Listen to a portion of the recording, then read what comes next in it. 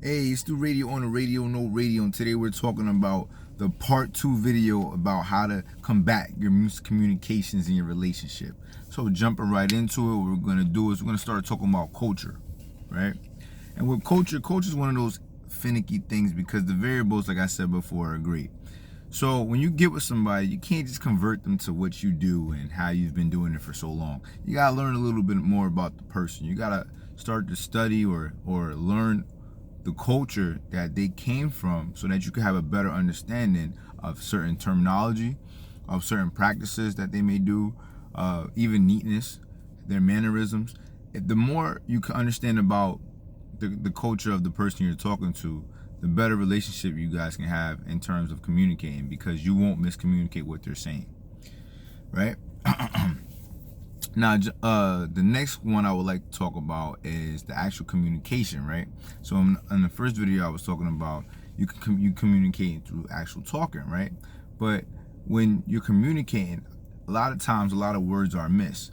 So to focus on communication as far as talking goes, the best way to combat this is to learn how to become a great listener, right?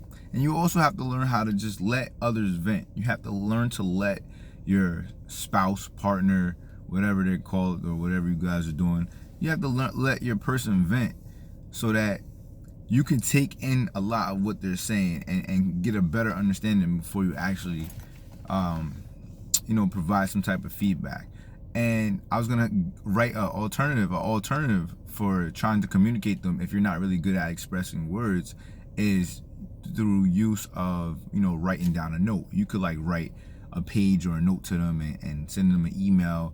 This way they can't go back and forth with you if you're having a dispute, or if you just want to really let them know how you feel and you just don't want them to say anything back. You're still in that opportunity for them to say something right back immediately, because they would have to therefore read your whole note or email, whatever you sent them to them. It works. So the next one I want to talk about is the physical touch. I was talking about the physical touch and how it's not necessarily about the intimacy of the touch itself. It's more so a means of communication, of a form of expression, right? So the practices that you can use to combat the miscommunication in the physical touch department is, I got a couple label here for you. You can play with somebody's head, or you can like mess with their hair if they allow that or like that in a relationship. You can give them massages, or you can rub their body parts.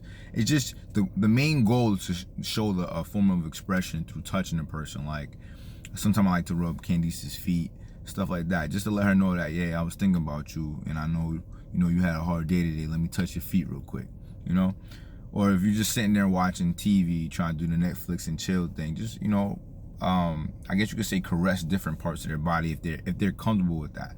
If physical touch is something that they're looking for in that department of communication. Going on to the next one we're going to be talking about is the spiritual connection. Now, see, spiritual connection is a little bit more tricky because it requires you're coming together and you have two different beliefs, right? Or sometimes you might have the same belief. But if you have two different beliefs, you would have to agree to practice spiritually together, if or not together, if you guys had two different beliefs.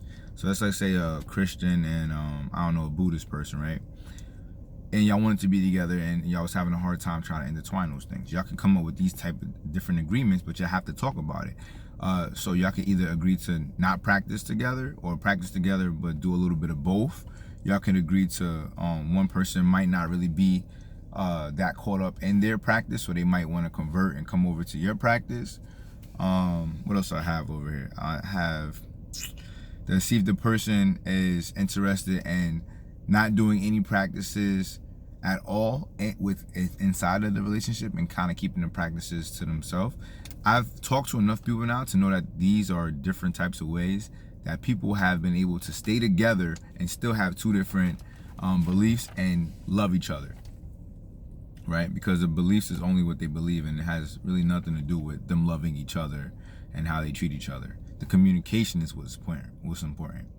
Now, the next thing I want to say is, when it comes to the intellect person, right? You need to learn your partner's personality, because their personality is it's going to give you the key source of information to determine whether or not or what that person is feeling or thinking, or how they're feeling or thinking about a certain topic or certain topics, right? And the easiest way is to just ask them. But a lot of times, based on a person's personality, he may not be willing to just upright give you that type of information, which will lead into miscommunication. So when I was talking about intellect before, I was talking about intellect in a sense that one person might be smarter in cars as to another person might be smarter in social work, right? Whatever the case may be, they still can love each other. They just have to respect each other enough to know that they're smart in different areas, right? And this, the help of using a personality will kind of give you some more insight as to how to approach you guys having two different interests and two different intellects, and you're finding some type of common ground. You have to study your partner. So whether or not you are a genius or not a genius, right, or less of a genius, I should say, you should have a good playbook on your partner and know who that person is. That's the best way to kind of approach the whole intellect separation when it's too different. The more you know your person and the better insight you have on that person, the more that person can love you for being you in itself.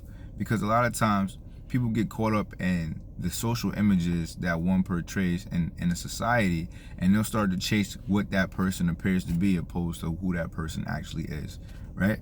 So, quick story real quick. So I ran an experiment before I did this video on Candice, and she doesn't know about it. She's gonna find out about it after she watches this video. And I made her like super upset and disturbed just for one day. I didn't talk to her. That was the experiment. My experiment was not to talk to Candice. So at the end of the day, you know, she wrote me a lengthy text message. That was her way of communicating with me. I just wanted to see how she was gonna go about trying to get through to me. And she did it exactly the way I thought she would do it. But it was a great experiment, and I'm sorry, Candice, I love you. If I put you through any type of trouble that day, you know, forgive me. I love you guys. I'll talk to you later. It's Stu Radio on the radio, no radio. If you have any questions, please post it in the bottom. I'm also gonna post the 16 personality test, so you guys can check and see what type of personality you guys may have. Like, share, subscribe. Talk to you guys later. Peace.